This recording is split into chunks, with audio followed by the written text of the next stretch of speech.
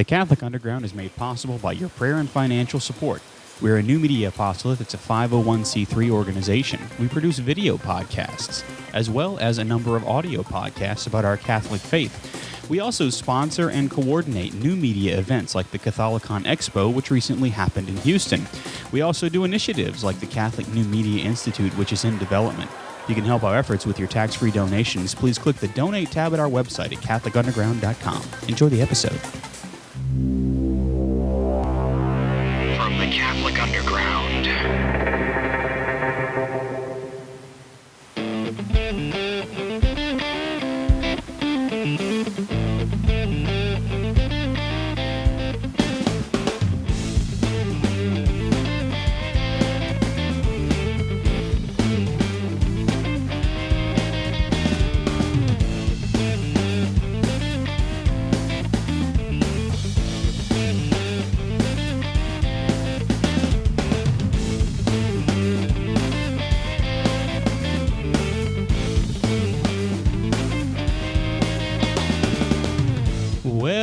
Welcome to the Catholic Underground, which is your weekly Catholic guide to the digital continent. It's episode number 177.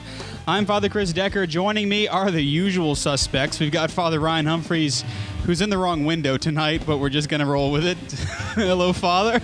I do like from time to time to translocate or transmogrify, and so it seems like a good idea tonight. That's right. We've also got Joshua LeBlanc, who's not in Campton, Louisiana, who's in the other wrong window. Hello, Joshua. Hello, everyone. Among the things that I didn't catch when we were doing our show prep, but it's funny, the software that we use is free, which means the price point is great. But it also means that sometimes we have to contend with the fact that it doesn't always do what we want it to do. And so every time I restart, well, there's usually a new surprise waiting for me. But here, it is what it is. No big deal there.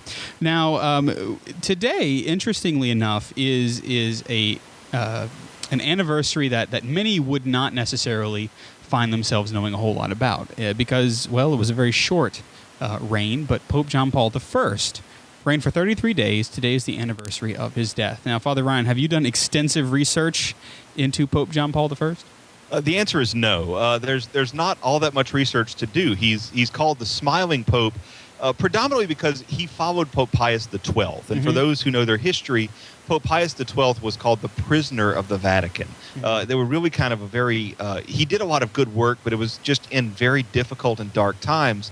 And so when Pope John Paul I was elected, beside being the first man to take two names to himself as a pope, he also just exuded this sense of joy and of outgoingness and of openness that for all the good Pius XII did, he never had a sense of connecting with people, at least not in the broad mainstream view. And so everybody thought Pope John Paul I was going to be this really sweet, loving, outgoing man who was going to kind of be the one who was going to set this massive precedent. I should add that there was John the 23rd, there was Paul VI immediately prior to him, and there was all the chaos of the Second Vatican Council. But the death of those two popes really just it created this sense of real confusion. There's a lot of other history to get into, but ultimately he was something that a lot of people hung a lot of their hopes on. And then when he died of heart failure 33 days in, there was this sense of, oh, good Lord. And of course, we received Pope John Paul II, now Blessed John Paul II. And, we have to be thankful that John Paul I gave us hope, and then be thankful that he stayed as long as he needed to stay, and then he left. That's right, 33 days, one day for each day of our Lord's, of each year of our Lord's life. Yep. In fact, there are all these conspiracy theories that we need not get into about all these They're sorts of things. delightful. They're good reads. They are. Look up Malachi Martin, and you'll thank me later. That's right. Just have that on your Kindle as you sip a cup of hot chocolate or cool chocolate because it's getting to be or warm molten lava. Well, if you happen to like warm molten lava, you melt down that soap, that lava soap. Tasty. So Father Ryan, the Kindle Fire is out. You not out, but it's actually on. The Kindle Fire has been lit. And it's been exploded. That's right. And so this is out. The price point is pretty good. And you were talking a little bit before the show that you're thinking about this Kindle Fire. Well, I've been watching for a while now, and for those people who are book readers, you know that there's a couple of different things you can get into. First of all, you have the Kindle, which was just the Kindle. The price point, the cheapest price point you can get into is about $115, give or take. Then there was the Nook and the Nook Color, both of which were competitive in price, $125 or so, and they were Barnes and Noble. They didn't have as good of a book selection, but most everything you wanted was there. And then, of course, you had the iPad, which was the best of all worlds, but the iPad was much more expensive. The cheapest iPad you can get your hands on is about $500.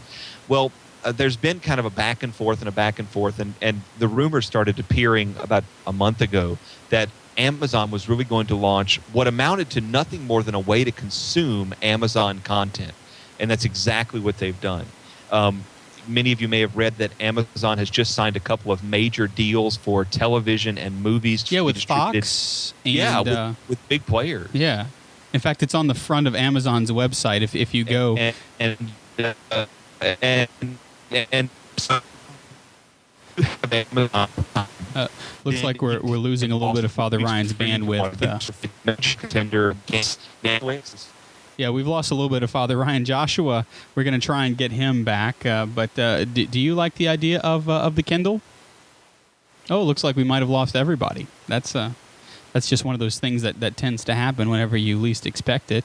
So what we're going to do is keep on going with the show, and I'm going to try to get everybody back here so that we can try to continue. But, this is the way things go. I personally like the idea of the Kindle Fire. It's one of those things that really can be good by the bed. I like having a book by the bed. And I like the idea of the Kindle Fire too. It's a little bit larger than the first Kindle that I had, but I don't know. Father Ryan, no, we've got you back now. I think. Actually, I don't know that we do. Hold on. Whoops, I don't think we have you back, Father Ryan. Let me have you call me again. You're going to be able to see behind the scenes here, or at least partially. We've got Joshua. Yeah, I am here. But we don't have Father Ryan. Joshua, while I go and get Father Ryan, why don't you tell us a little bit about whether or not you're going to get the Kindle Fire?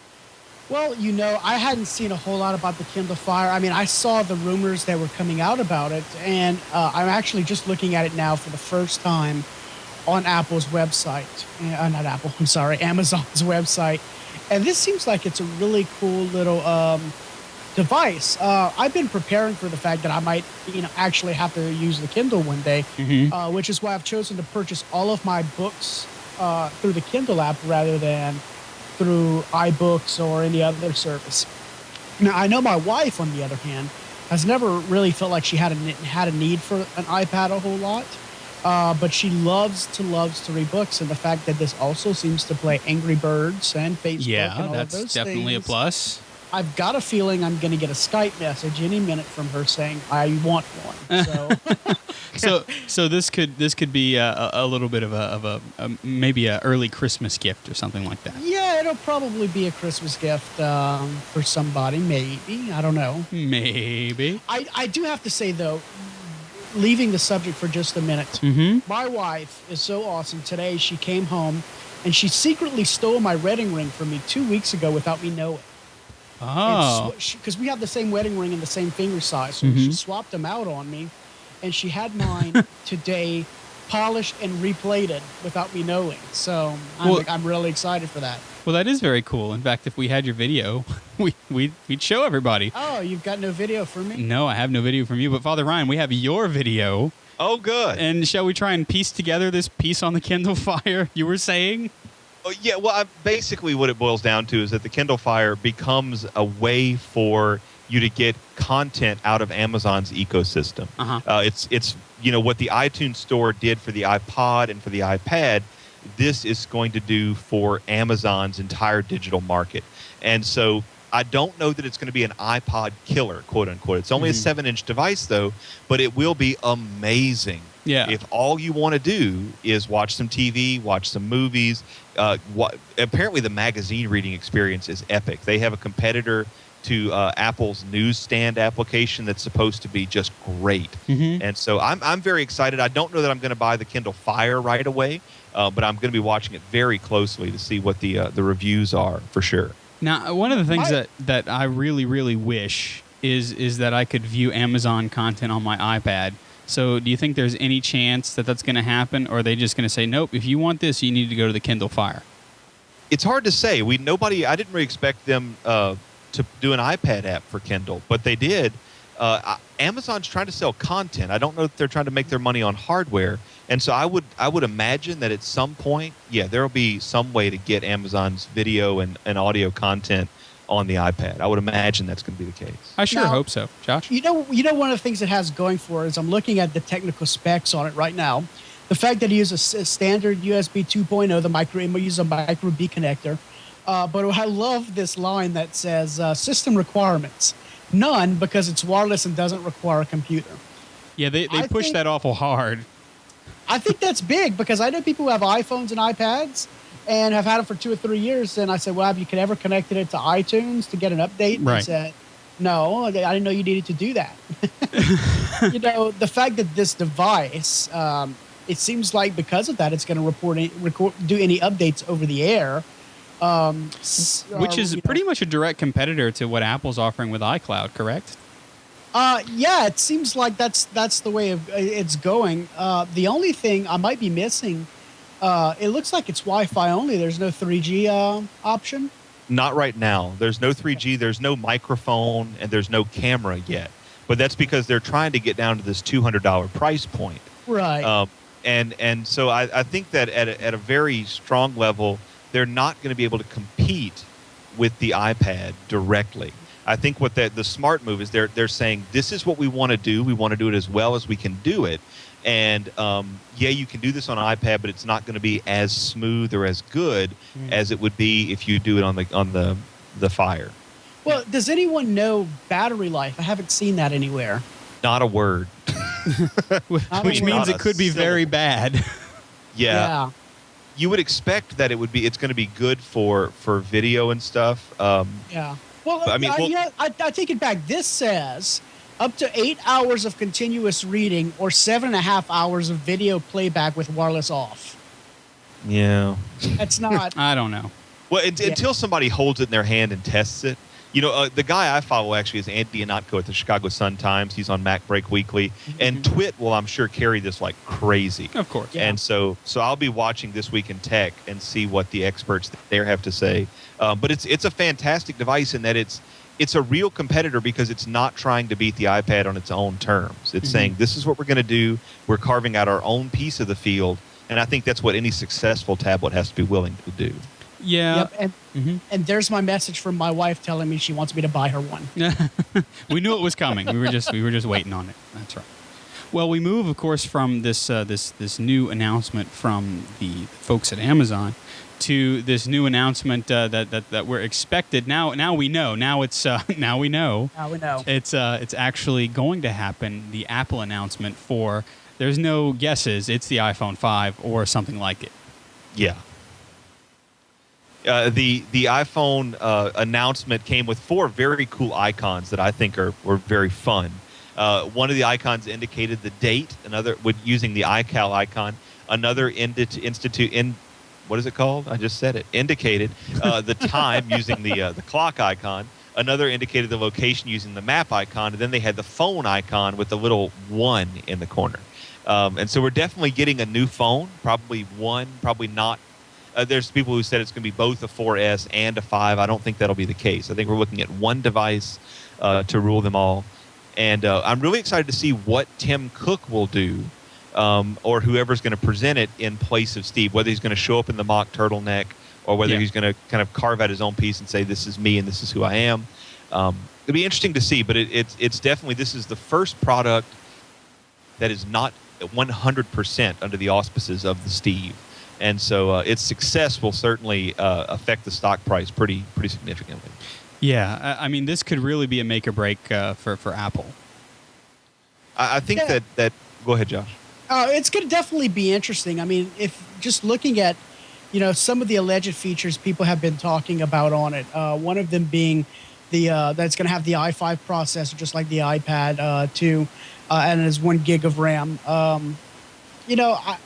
Based on the rumors, I don't know that there's really a whole lot that really kind of pushes me to going to an iPhone 5. I mean, I don't know how y'all feel about it. What pushes me going towards an iPhone 5 is the fact that I broke my iPhone 4. Well, okay. Again. Yeah, Again, that's right, again. Yeah. Well, the real feature and this is all rumors, of course.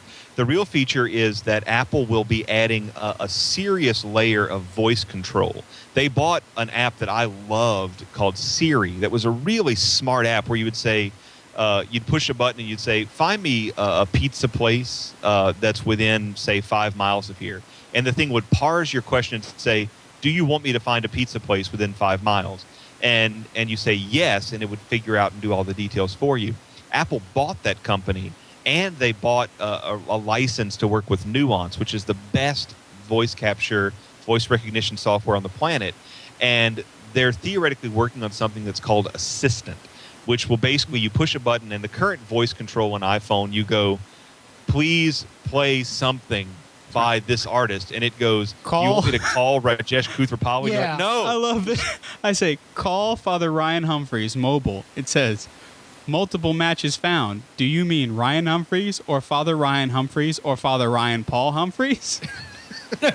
It's completely What? unusable. I mean, but this assistant, at least from what people are saying, will do anything. You can say, text Joshua LeBlanc mobile, I will be there in 10 minutes. It'll do it for you. If you're using your thumb to get to a certain point and then you don't want to type, there's supposed to be an audio button where you click and you can talk into it, do that. It's everything. Just like the stuff is doing on Android. But it's supposed to be very sophisticated. And so the rumor is that the iPhone 5 is the only thing that can run Assistant. Of course, all the iOS stuff that we already know about, iMessage, Notification Center, iCloud, that'll run on your iPhone 4. But the rumor is the iPhone 5 is the one that's going to support this very robust voice recognition technology. I think I'm going to call the assistant Hal. I'd love to call the assistant Hal or Steve. Would it be great if you could give your assistant a name and actually just say something like, Sylvester, please call? Did you mean that you wanted me to call your mother? Because I can do that too. You haven't talked to her in quite a while, you know. No, Sylvester. I just want you to call my wife. But your mother would be a much more important call. No!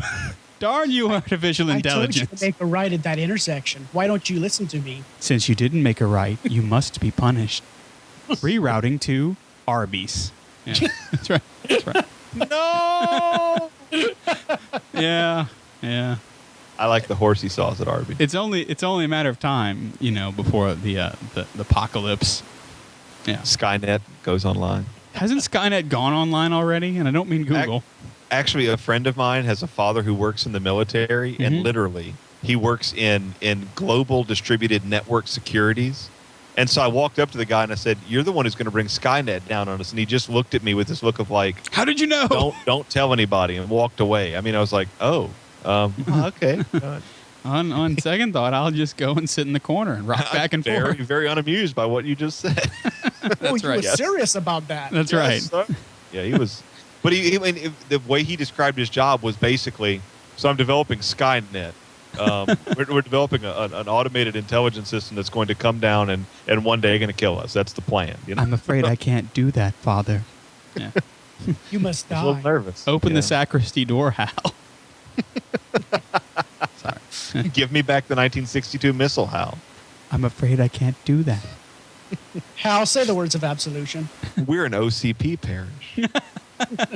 Now you're onto something. That's exactly right. Yeah. The robo-liturgist. Yeah. That's right. I am looking forward to a lot of the iOS 5 apps as well, and some of the things that are going to be integrated into that.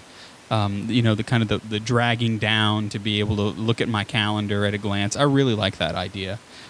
Which really, I guess, is Apple trying to move down the road of making the iPhone the personal digital assistant that a PDA should have been, 12 years ago. Yeah. That's right. Well, yeah, time will tell. Of course, it's a week from today, so you'll be able to hear all about it, I'm sure, on Catholic Underground next week. Yeah. At least that's the plan, anyway.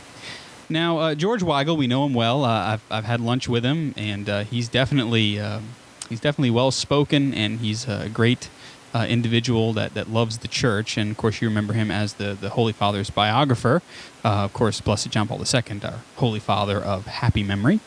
Now, we don't usually turn to him for a laugh unless you're having lunch with him. But he's written an article in the National Catholic Register about what a good insult ought to be. And I find this very, very interesting because there once was a time when the insult was an intellectual exercise. I think of G.K. Chesterton, some of the great insults that he traded. And now insults are just, they're vulgar and they're ad hominem, Right. for the sake of it. Yeah, well, most insults nowadays, when I think of these kind of things, I'm thinking of Pride and Prejudice. I'm thinking of this great verbal sparring, right? Where you have this wonderful back and forth, and it's all being done very sweetly. You could say it in front of your mother or your priest or whoever, but there's this kind of beautiful back and forth. In fact, in the article, he mentions a great back and forth between Winston Churchill and his wife, or between Lady Astor, who says, "If you were my husband, Winston, I'd poison your soup." And Churchill looks back at him very coyly and says, "And if you were my wife, I'd drink it." It's just... If you were my wife, I'd drink it, sir. I mean, there's this great verbal sparring that shows a sense of wit and a sense of real concern for, I'm engaged in this conversation, as opposed to making a fart noise or quoting Ron Burgundy, which are great ways to be funny, but, it shows a lack of sophistication. Now, part of the reason for that comes from the fact that we just don't read anymore, and we don't know our history. And, when Winston Churchill was coming up, to go to school meant that you read a series of books that were just ubiquitous. Everybody read the Iliad, the Odyssey, the Aeneid, and not just read them and bought Cliff's Notes, and then lied their way through the book report. I mean, they read them. The studying of literature and the studying of history allows people to make these delightfully witty comments, and that's something we just don't have anymore. But Weigel makes a great point that if we really want to consider ourselves erudite, or if we just want to consider ourselves gentlemen, then we've got to start developing a sense of humor based on wit, and not a sense of humor based on fart jokes, funny as they may be. Which makes sense. I mean, my sense of humor is very dry and generally construed as British.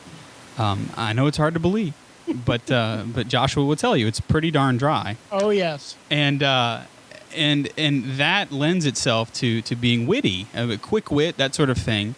But it doesn't translate in the real world, and it certainly doesn't translate to parishioners, because generally the only types of things that are funny are things that are so blatantly funny, or supposed to be funny, that we laugh out of social convention without even considering the humor of the thing. I find anyway. I don't know, Father Ryan, your humor is a little less dry. Yeah, it's not as witty or as sharp as I would like it to be. But again, I think that's because when I have tried to be witty and I've tried to be sharp, or I've tried to use a reference from a book, it just falls flat. And what people are amused by is sadly the kind of banal humor. And as much as I enjoy something like a John Cleese, you don't have from John Cleese the kind of humor that you would get from a G.K. Chesterton or C.S. Lewis or even a J.R. Tolkien. You tend to have this kind of very, very funny, but based on extreme absurdities, not based on these kind of sharp, witty retorts. And that's one of the great reasons I really love to see Jane Austen remade, is because you get to see these great actors, kind of blasting back and forth, and it's fun to watch.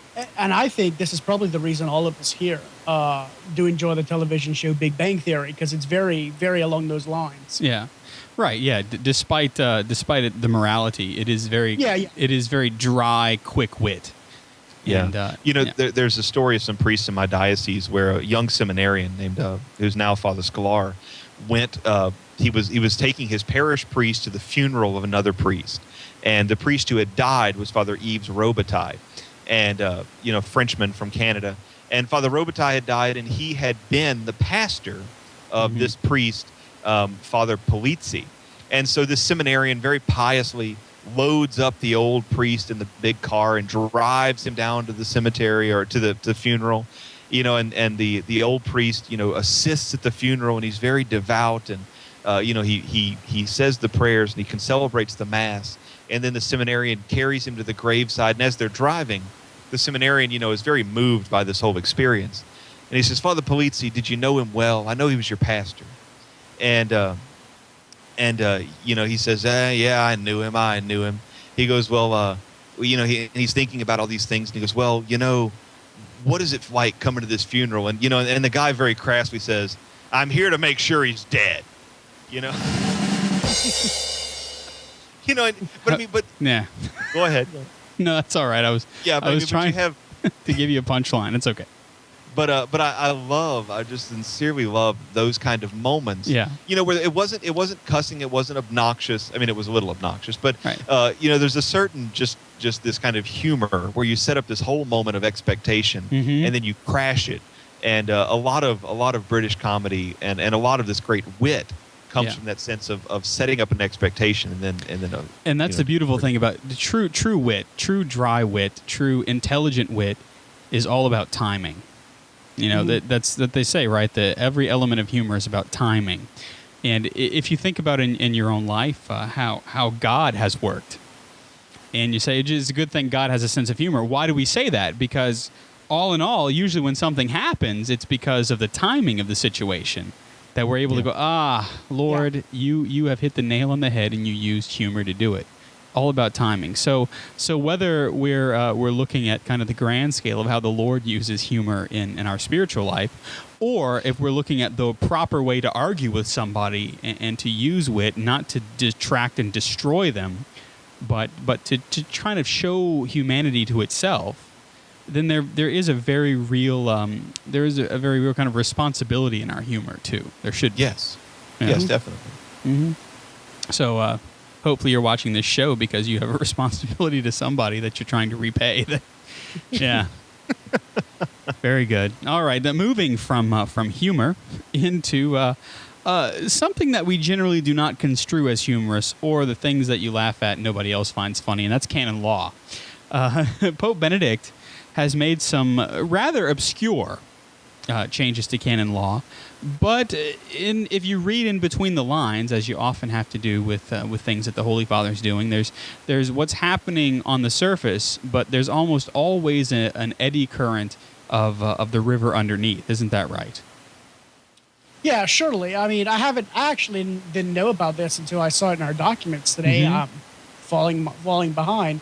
But it appears what the Holy Father has actually done was moved some powers that belong to the Congregation for the Doctrine of Discipline of the Sacraments over to the Roman Rota. Mm-hmm.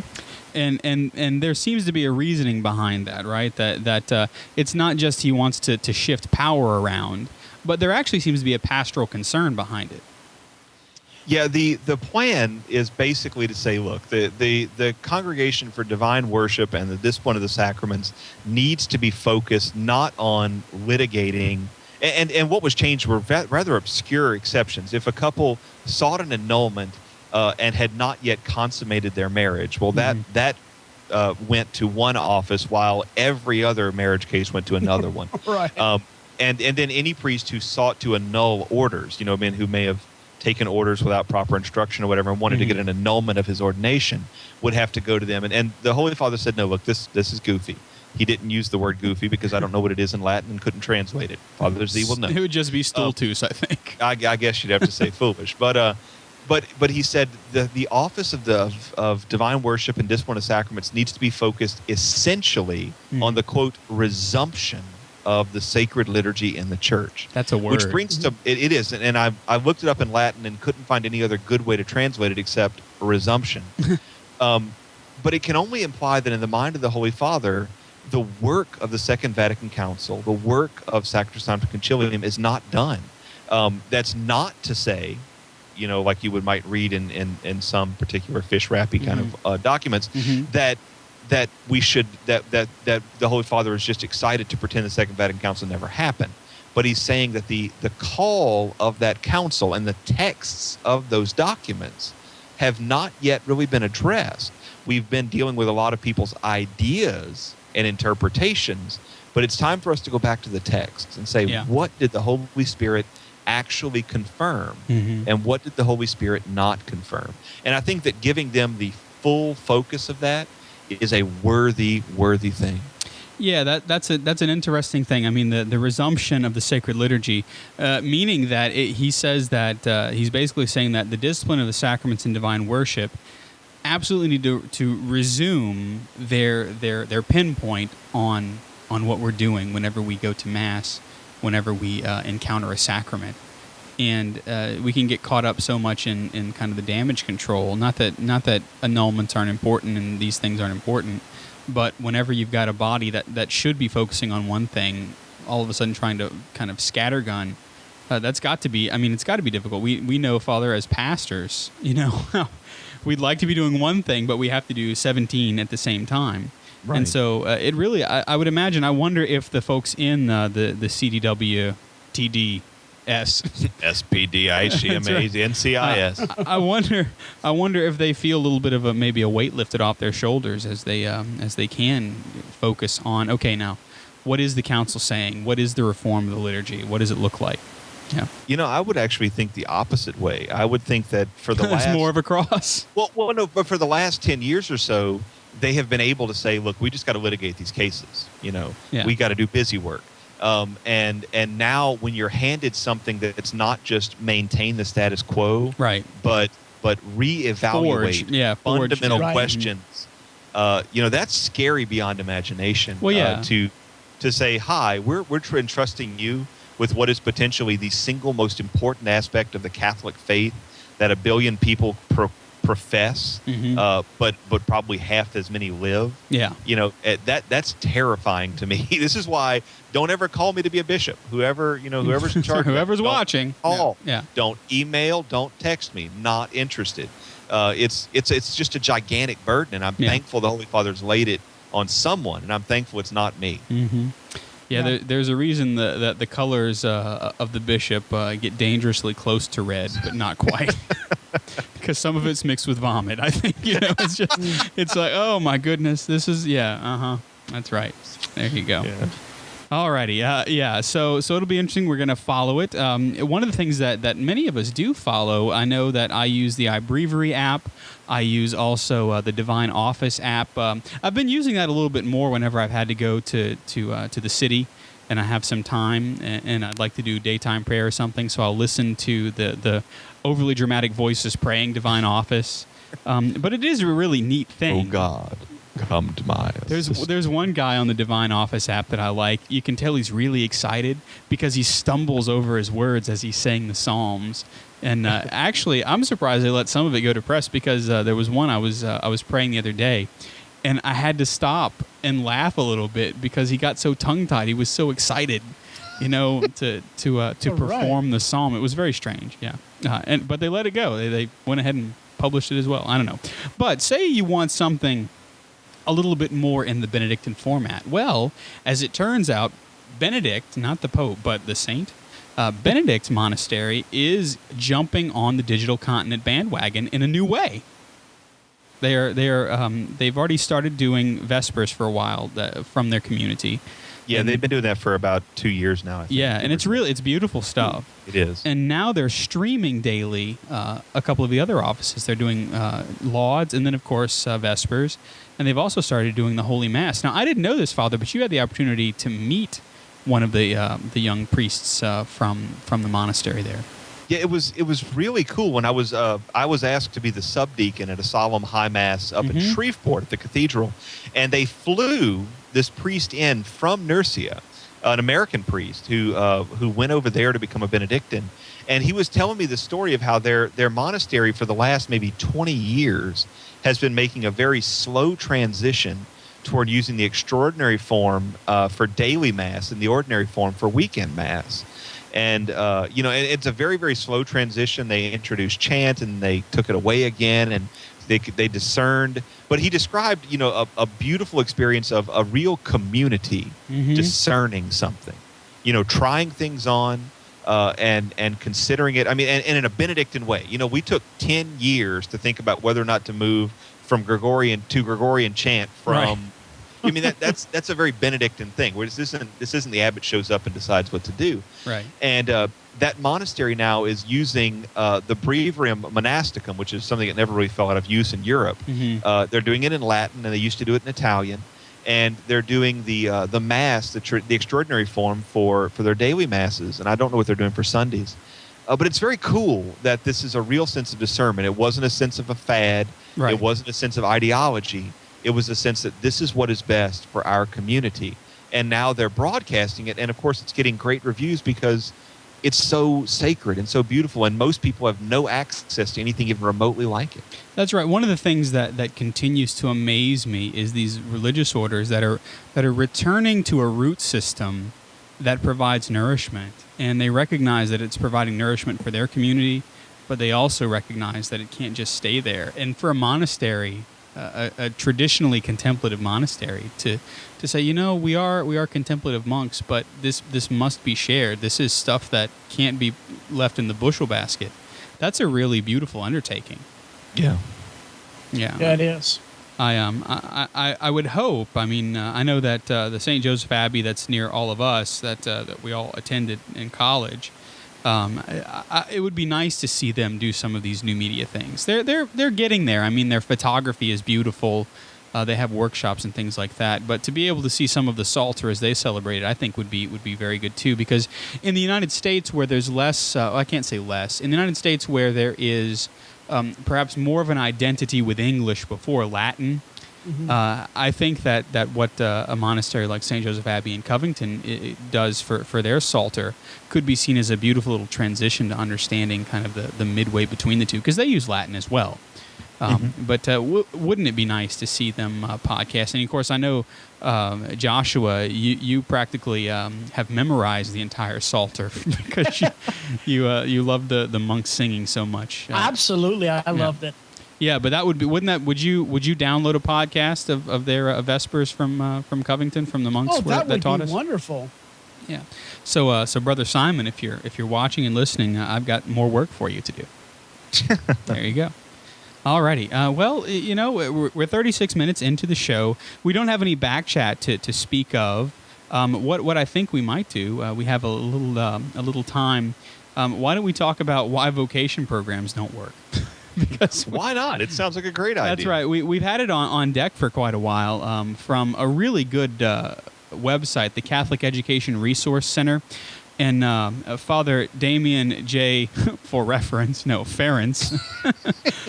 For reference. That's right. Has a great little article on why vocation programs as they are doesn't work. He says the solution to the problem is so fundamental that it's often overlooked and misdiagnosed, but the remedy is as old as the gospel itself. And that's it begs you to read more, doesn't it? Yeah, and his point, ultimately boils down to the same thing that all of us have discovered. And I would imagine every priest who struggled with his vocation could ultimately say it's the exact same struggle. Yeah. It's a question of discipleship. Sure. It's a question of, do I really believe with my entire self that Jesus Christ is Lord, and am I willing to commit to him? Yeah. And that's the question every seminarian has to be honest about asking themselves. And it's a question that vocations programs have to ask, because a lot of vocations programs tries to minimize what you're going to have to do. Yeah. Just go in, it'll be great. Right, Good food, very good food. Yeah. Kind of like the army recruiting, right? Just come on in. We'll give you a T-shirt and the rest will unfold. I find that's not authentic. I mean, like Father says, millions of dollars have been spent by vocation offices on prayer cards, lesson plans, vocation week activities, homily helps, discernment brochures, websites, and an array of other vocation promotion materials. But have these approaches really made significant impact? He says no. And you're right. Discipleship. Will you follow me? Will you go and tend to all of these other things that you're making excuses about, or will you follow me? That was the Daily Mass Gospel a couple of days ago.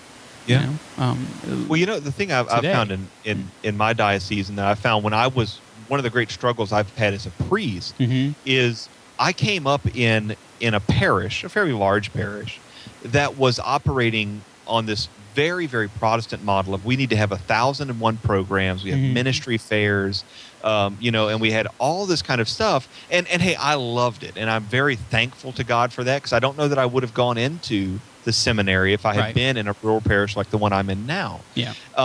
But I went into a parish thinking that was what the church is. And once I got into seminary and I started really studying, really learning, I had a real crisis of faith, not a crisis of vocation, about, this is I understood the church, the Catholic Church was this charismatic church, and it was this, and it was that, and it was the other. Right, you saw it through the lens of your parish. Of my parish. And I didn't really receive any help in the seminary, but certainly not from my parish, in trying to understand, well, what is the church I'm actually going to be ordained into? Not the facade, or the facade. If I was, if you like to pronounce it incorrectly, if I was, that was my in front of your Shakespeare professor, right? That's right. But I mean, not the facade, but what the church really has to say. And I think one of the great struggles that our vocation programs has is we try to sugarcoat too hard, and we don't give the guys enough clarity. Of course, you're not going to tell them every struggle, pain, difficulty, and trial. Yeah. But to give an authentic view of discipleship. I think a fair, honest view. Because, I mean, if you think about it, I'm just thinking about the men that I've talked to and some in spiritual direction and things like that. Discipleship really is the core issue. And the struggles of my life either inform my desire to be a disciple or they repel me away from it because I'm either not dealing with my sinfulness or I want to deal with it, and I'm trying to get to the point where I can allow the Lord to take it. I know for me the biggest thing that scares me with all these vocation programs is that, there's not a whole lot of, when it comes to spiritual direction, there's not a whole lot of formation going along on the way. And I think we all know guys who were in seminary probably for the wrong reasons, and we're never really told otherwise. I mean, we've all heard the story of the guy who goes and says, "Well, I have a vocation," and you say, "Well, why do you feel like you have a vocation?" "Well, I feel like I'm called to be in seminary," and then they're asked, "Well, is this something you want to do with your life?" And they're like, "Well, I don't really feel like this is something I should do, but I feel like God is calling me to it." Yeah, and then that raises some red flags, and you wonder, why isn't this issue dealt with? You mean the notion of my will? If it's God's will, then my will should at least desire in some way to unite with His. Oh yeah, right, and certainly that God isn't going to want something that's contrary to our own inclinations. I mean, hence the reason the church says that God doesn't call women to the priesthood. That he doesn't do that.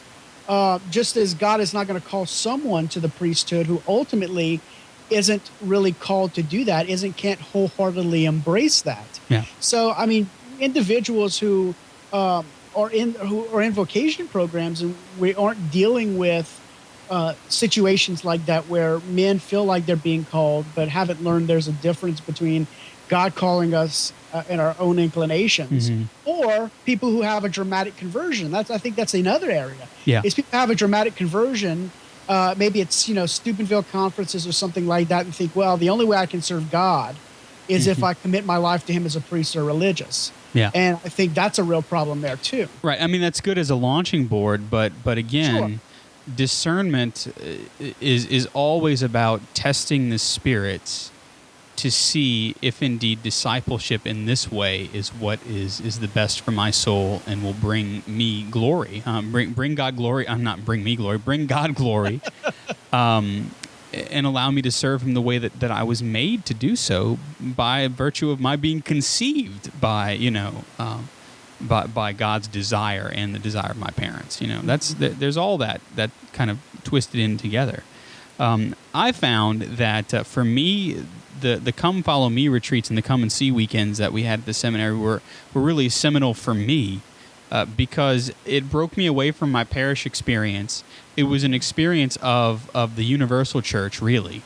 And I was able to see monastic life and to see seminary life as something that was really mysterious. I mean, the first time I saw a Benedictine monk, the first thing I thought was, I always thought that monks wore brown. Mm-hmm. I remember thinking that. So Yeah. just my Disney Robin Hood vision of monasticism was challenged in an authentic witness of a minister of the church, of a lay brother of the church. And those kinds of authentic experiences, I think, are what really helps us to discern what true discipleship is. Yeah. I think that part of the equation, too, is not just the vocation program. It's not just the get the man to go to seminary. It's I shouldn't say it's easy, but it's not that painful to get a guy to go to seminary, especially if you're in the Diocese of Lafayette.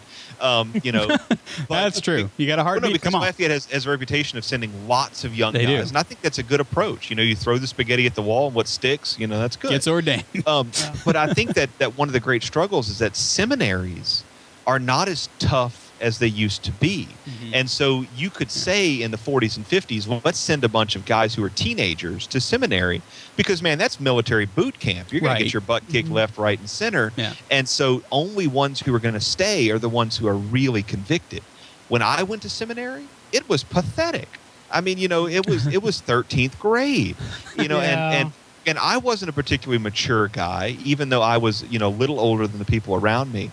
And I went to seminary and I stayed for 8 years and got a very poor education in its ascetic theology, in self-discipline, and those things that have continued to be a problem for me as a priest. Where I sit down to supper and I end up eating more than I should. I made pasta yesterday, and this is something that seminary should have helped me with. And I'm not looking to complain or whine. I don't want to come across as whiny. But the seminary, the great value of seminary was we could send young people because it was a boot camp. Yeah. Now that seminaries are not that way, I have to seriously question whether we want teenagers, whether we want 20-somethings, or whether we want to start with people who, we want you to have lived in the world 5-10 years and have really made your faith your own. You're not going to Mass because mom and dad said so. You're going on your own. You're going to adoration on your own. You're asking these serious questions on your own. Because without seminary as boot camp, I have to wonder whether we want to recruit high schoolers into priesthood. Yeah, and I think that there is a change that's happening. In fact, I was at our provincial presbyteral council meeting. So basically all the co-chairs and secretaries on the priest councils in each diocese in our province got together. And we were doing just a little vocations check-in. And the older men were wondering about what's happening in seminary formation. A, why are men leaving after 4 or 5 years of priesthood? And B, what's happening within the seminaries? And some of the formators were there and were able to say, well, things are changing because the young men, the men themselves, are crying for the structure. Maybe not exactly boot camp, but they're crying for some form of structure that will allow them to discern discipleship in an environment that is conducive to it. Father Chris Ortega, who's in the chat room right now, said, Father Ryan, I went to the seminary at Mount St. Mary's, and it's pretty intense. I would agree that seminaries can be lax, but my experience of seminary was really much like a boot camp. And again, there's a kind of picking up from Father Chris that wasn't always a positive thing. Sometimes the seminary can be that way. I don't know. Father can correct me if I'm wrong, but sometimes if a seminary is too rigid, then that can hinder discernment as well. Just like if it's too lax. So there really is a special sauce in there, But the discipline has got to be built. The spiritual life is that special sauce. It's not just discipline for discipline's sake. It's discipline for the sake of the salvation of souls. Yeah. And of course it's possible to lose that. But I think it's true. There is a special sauce. Yeah, I'd agree that I wish my college seminary would have, in some ways, given me a bit more of the basic disciplines that I've had to kind of relearn, and I'm still relearning as a priest. But at the same time, I'm really I wouldn't trade any of the community life, for example, that was given in my college seminary days, So it is one of those things I think that's beginning to come back around. And for me, just in talking to our seminarians and in some of the formators at our college seminary level anyway, and even the theologate that's in our province, the young men, the men are the ones who are calling for it, and the professors are starting to fall in suit, going, well, this is the sensus fidei, huh? This is the voice of the faithful that want to have a conducive seminary, right? A true seedbed with which to learn at the feet of the Lord. Yeah. Yeah. Joshua, any last word on there? Because I know we filibustered all the way through. Not really. I want to give the layman the last word, One of the things that I think St. Ben's did an excellent job on was the fact of preparing men to really understand whether they were, they had a vocation or not. And, really for 4 years, they didn't focus so much on formating priests, which is sad to say, but they spent 4 years really formating the entire human person. And I think that's what was good, because I certainly know whenever I entered into St. Ben's, someone asked me the question, why do you want to be a priest? And I gave all of the wrong answers. And I realized that after, just 6 months at St. Ben's, what the right answers were. And so that when it came to the end of my 4 years, I was able to give a good answer of why do you want to or not be a priest. And it was at that point I felt educated enough to be able to make that call whenever, 4 years prior, I don't think I could have. Right. Yeah. And those are the things is if it's working, huh? If you're praying, if you have good spiritual direction, if you have good formation, then you're going to mature. That's the idea. But, vocation programs, again, are perhaps failing because we're not being honest with our men and we're not calling them up higher. Yeah. Perhaps, anyway. So that was a good little discussion. We might even come back to it at some point. I don't know. But in the meantime, we're going to do that little thing that we like to call The CU Pick of the Week. All right. And for the CU Pick of the Week, I'm going to first go to Joshua. My pick is actually a printer of all strange things. A printer, you say? A printer. No. The HP P1102W. It's a little printer I bought probably about 6 months ago for my office, and its sole purpose was to sit there on a shelf and look pretty. Well, it's wireless, so it's really nice as it connects to wirelessly. I don't have to have a USB cord connected to it, but I bought it so I could put it over in a corner, just connect it to an outlet, and be able to print checks to it, and not have to have it sitting on my desk. Well, lo and behold, I'm looking the other day at HP's list of printers that are now AirPrint enabled for iOS devices. And don't tell me. Yes, this printer has a firmware update that now makes it able to print from your iPhone or iPad. So immediately I decided that this printer was coming home, and an older printer I had sitting in storage was going to become the check printer. So that at home now I could plug this thing in and be able to print, black and white from it. In fact, Father Chris, is the same printer I installed over at your parish for your secretary. Oh, okay. To use. So I may have to requisition it. Yeah, it's a nice little printer, and at the time I got it for $100 because they were on sale. But they're running for about $150. Again, it's just black and white. I don't know why people say white, but it's black toner only, and it'll print wirelessly, and it'll auto print from USB as well. But I find this is a very, very good little printer. The ink quality has been good on it. I haven't had to change the cartridge yet on it. Very cool. And it's a really nice little printer for $150. Very nice. My pick of the week is actually something I'm holding in my hands. You sometimes wonder how we do what we do here on the show.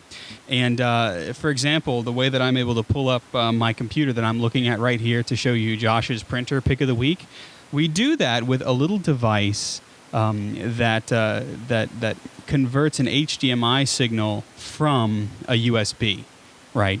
But the way that we pull Josh and Father Ryan's video is through a neat little thing that connects through the mini display port, and it goes from mini display to HDMI. Apple makes one. In fact, I've got the Apple version right here.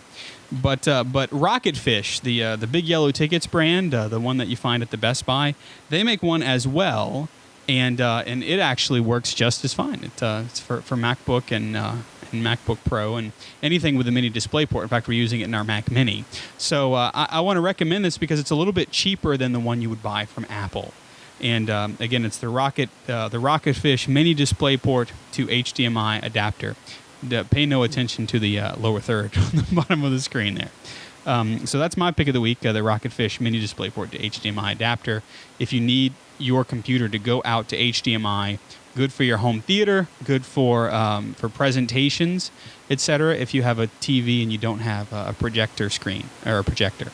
So that's mine. Father Ryan, your pick of the week. Now, I've already been brutalized about this by pretty much everybody, so I'm okay with it. Some days ago, last week actually, I went to Taylor Swift's concert that was being held Surely here not. in Ocean City. Yes, Sorry. Taylor Swift. Yes, the glitter guitar. I felt like I wanted to strangle myself. And some of the confetti, which came down on a number of occasions, landed in my mouth, and it was gross. And there were screaming girls in every direction. It was terrifying. But I went for one very specific purpose. I wanted to get some real human entertainment. I wanted to go and be in the presence of someone talented and have this real immersive experience. As it turns out, Taylor Swift is a human being. Yeah, it turns out she is. And it was a remarkably cool thing to kind of be in this moment. Now, I like Taylor Swift well enough. Her music was very good. She sang it well. There was a tap dance number. There was classic violin. Tapped? No, she didn't tap. Somebody else tapped. Oh man, I think She does like just been 13 funny. costume changes in this 2-hour show. And so all the different interludes where she's taken the costume change are super cool. There was this dude who did this really cool tap number, dressed in kind of a 30s Depression era look with a broom. He did like a broom tap dance. It was very cool. There was a moment of where the fiddler came out and played this beautiful classical violin piece that kind of had this Chopin feel to it. And there was ballet dancing being done. It was very cool. There was acrobats. There were pyrotechnics. It was extremely cool. And also to see just how clean and pure and honest she is. It was cool. This isn't a love fest for Taylor Swift, but it was a really cool show. And other than a Broadway show, I don't know you can have this kind of experience from just an ordinary concert. I certainly wouldn't find myself at some kind of Miley Cyrus or Britney Spears nonsense because I don't want somebody dancing around naked on the stage. They have bars for that.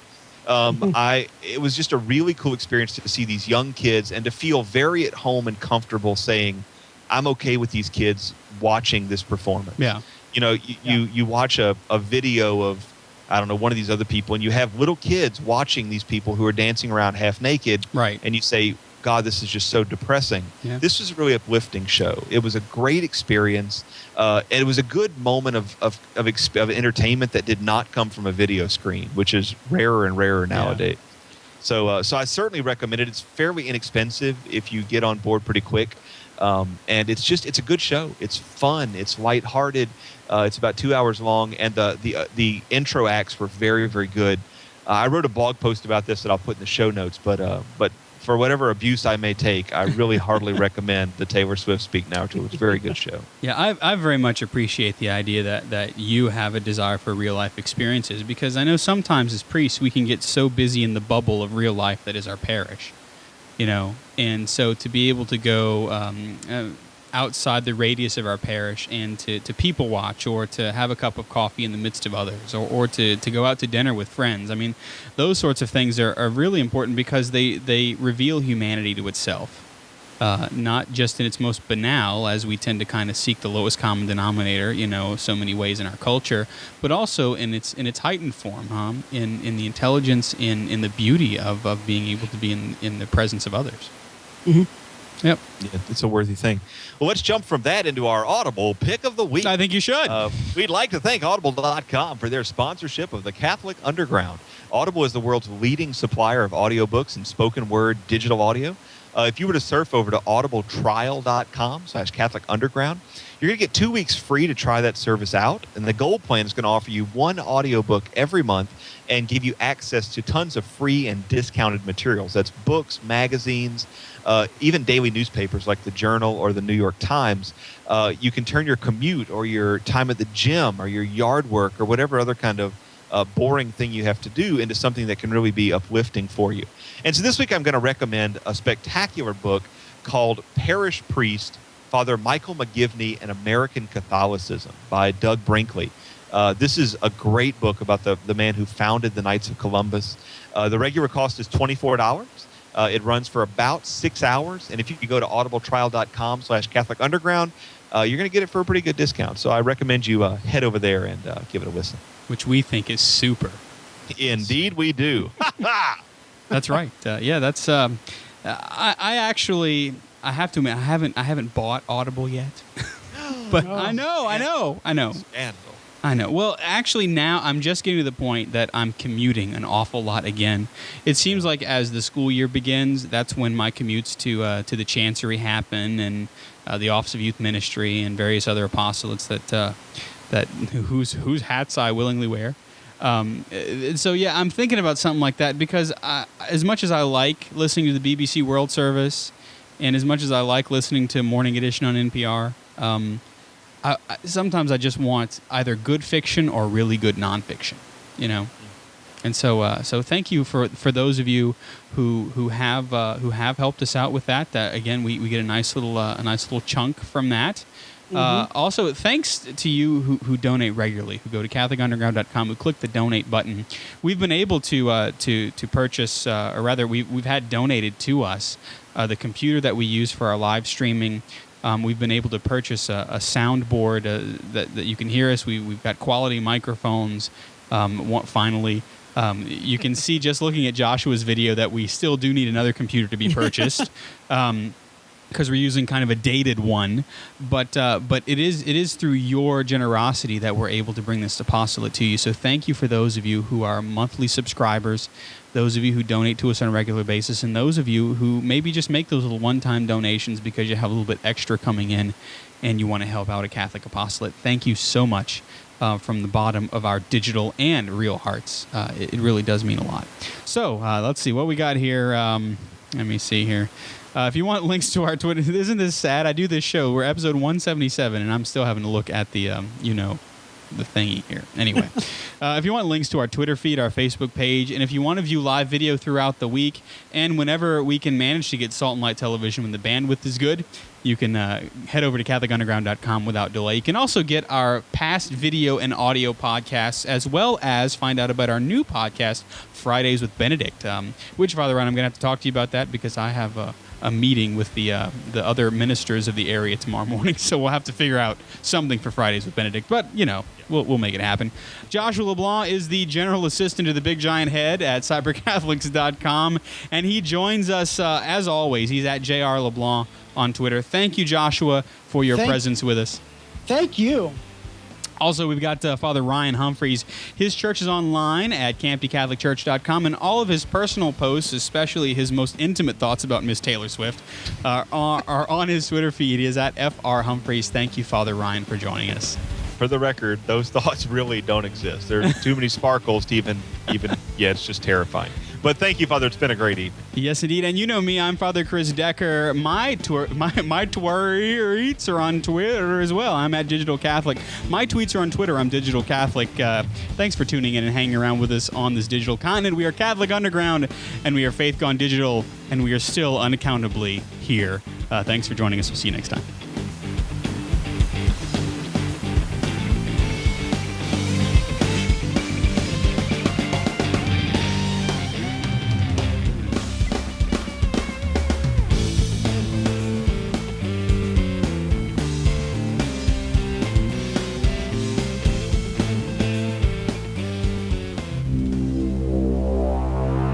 From the Catholic Underground.